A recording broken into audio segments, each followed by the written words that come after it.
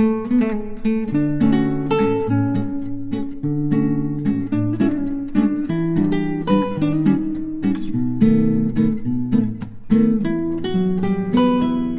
అండి, నమస్తే. Welcome to my channel Samyu vlogs. ఈరోజు నేను ఒక మంచి రెసిపీతో మీ ముందుకు వచ్చాను. అదే వెల్లుల్లి రైస్ అన్నమాట. వెల్లుల్లి వాము వేసి మంచిగా చేసుకుంటారు. అది లెఫ్ట్ ఓవర్ రైస్తో మెయిన్గా చేస్తాము. అది మనకి చలికాలంలోనైనా వర్షాకాలంలోనైనా చాలా బాగుంటుంది తినడానికి. దానికోసం నేను ఒక కళాయి తీసుకున్నాను. అందులో ఆయిల్ వేసుకొని పోపు వేసుకుంటున్నాను. దానికి ముఖ్యంగా నేను మినపప్పు, జీలకర్ర, ఆవాలు వేసుకున్నాను. ఇంకా ఎండుమిర్చి కూడా వేసుకోవాలి. ఇంకా నేను ఇంగువను కూడా వేసుకుంటున్నాను. దీనికి నేను ముందుగా పచ్చిమిర్చి, అల్లం, వెల్లుల్లి చాలా సన్నగా తరుక్కున్నాను అన్నమాట. అది పక్కన పెట్టుకున్నాను. ఇవి ఫ్రై అయ్యాక వేస్తాను.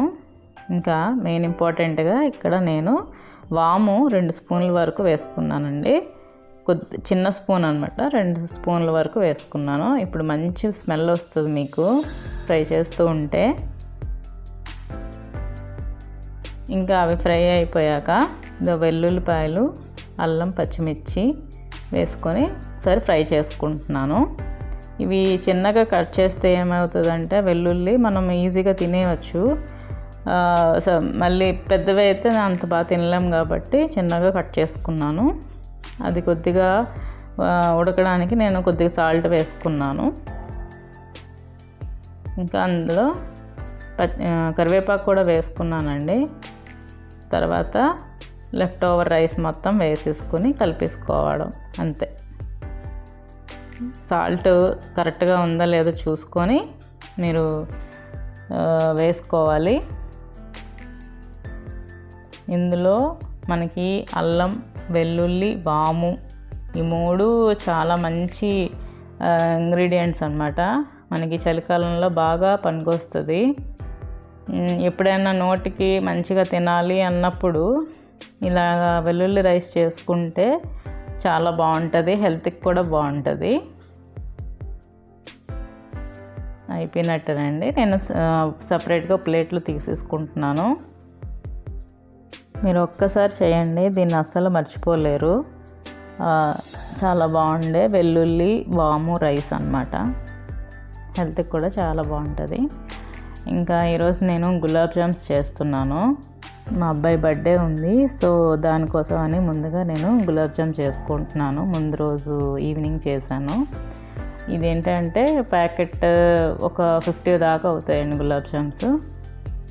దానికోసం నేను ఆ ప్యాకెట్లో ఈ కాచి చల్లార్చిన పాలను వేసుకుంటూ నేను చపాతీ ముద్దలా కలుపుకుంటున్నాను. చాలా సాఫ్ట్గా ఉంటుంది, ఈజీగా అయిపోతుంది. ముందు మన చేతికి అంటుకున్నట్టు ఉంటుంది, కానీ ఒక 5 మినిట్స్ దానికి రెస్ట్ ఇచ్చేస్తే మరి ఇంకా అంటుకోదు. చాలా బాగా వస్తాయి. చాలా ఈజీ రెసిపీ ఇది అండ్ టేస్టీగా కూడా ఉంటుంది. మా అబ్బాయికి చాలా ఇష్టము. సో వాడి బర్త్డే అనేసి నేను ముందు రోజు ఈవినింగ్ చేస్తున్నాను. నా చేతికి అంటుకుంటుంది కదా, మీరు ఒక 5 మినిట్స్ 10 మినిట్స్ రెస్ట్ ఇచ్చేస్తే అలా మళ్ళీ చేతికి అంటుకోదు, నీట్గా బాగానే వచ్చేస్తాయి. నేను ఇప్పుడు షుగర్ సిరప్ కోసం ఇది 1/2 లీటర్ పట్టే గ్లాస్ అన్నమాట. ఆ గ్లాస్తో 2 గ్లాసెస్ వేసుకున్నాను. కొంచెం మిగిలింది, సో అది కూడా వేసేసుకున్నాను. 2 గ్లాసెస్ ఆఫ్ షుగర్కి 2 గ్లాసెస్ ఆఫ్ వాటర్ వేసుకుంటే సరిపోతుంది.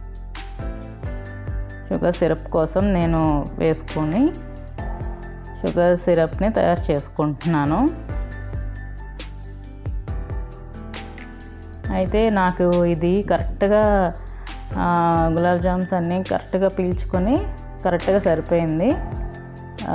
ఏమీ ఎక్కువ అవ్వలేదు, షుగర్ సిరప్ మిగిలిపోలేదు.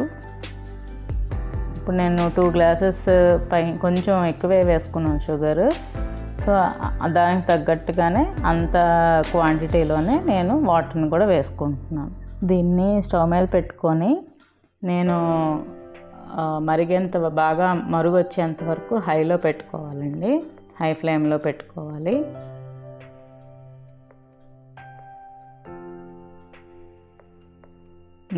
ముందు ఒక గరిటె తీసుకొని బాగా కలుపుకుంటూ ఉండాలి.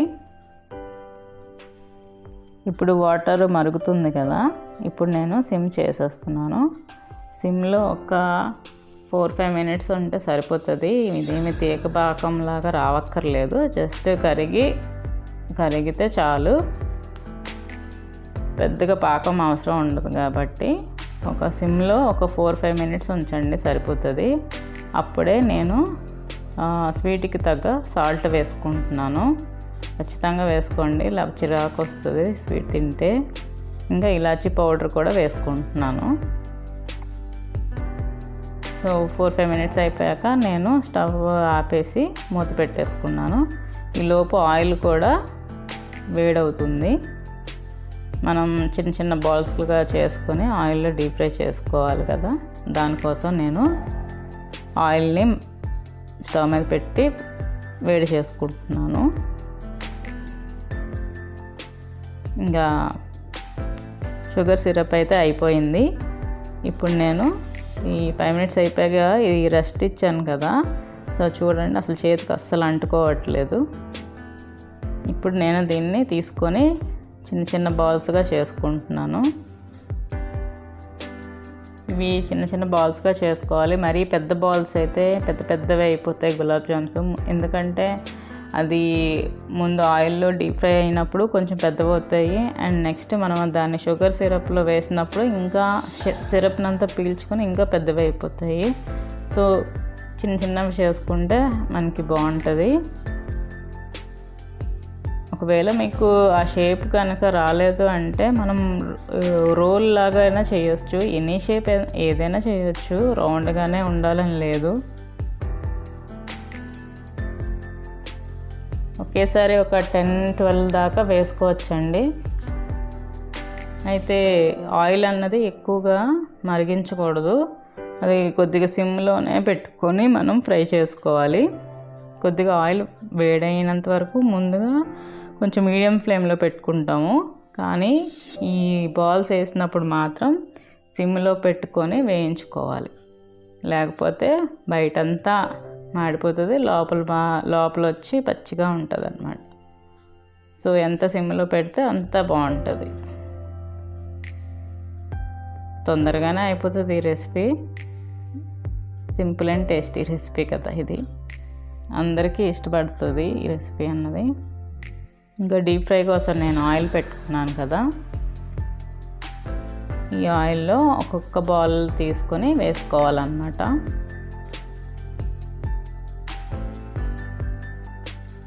ఒక 10-12 దాకా నేను వేసుకున్నాను బాల్స్ అన్నిటినీ. వేసుకొని బాగా సిమ్లో పెట్టుకొని ఫ్రై చేసుకోవాలి.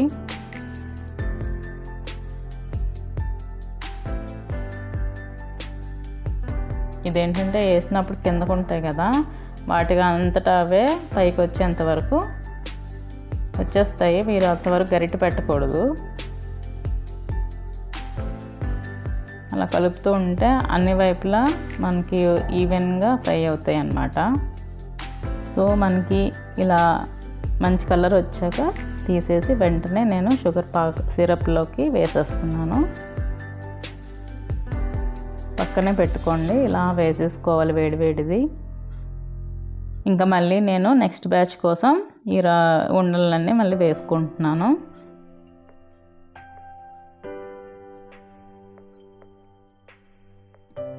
ఈలోపు షుగర్ సిరప్లో మనం వేసుకున్నవన్నీ బాగా షుగర్ సిరప్ని పీల్చుకొని బాగా ఉబ్బుతాయి.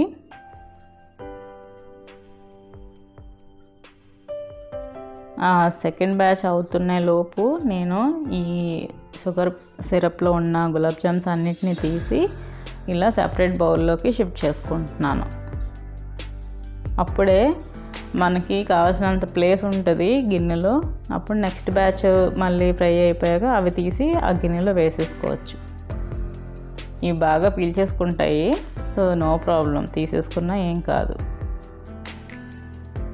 అలా అన్నీ చేసుకున్నాక ఇది ఫైనల్ అవుట్పుట్. ఇంకా మా బర్త్డే సెలబ్రేషన్స్ ఇలా జరిగాయి. సో అదండి ఈరోజు బ్లాగ్. మళ్ళీ నా నెక్స్ట్ వచ్చే బ్లాగ్లో కలుద్దాము. అంతవరకు bye. Thank you. Please subscribe my channel.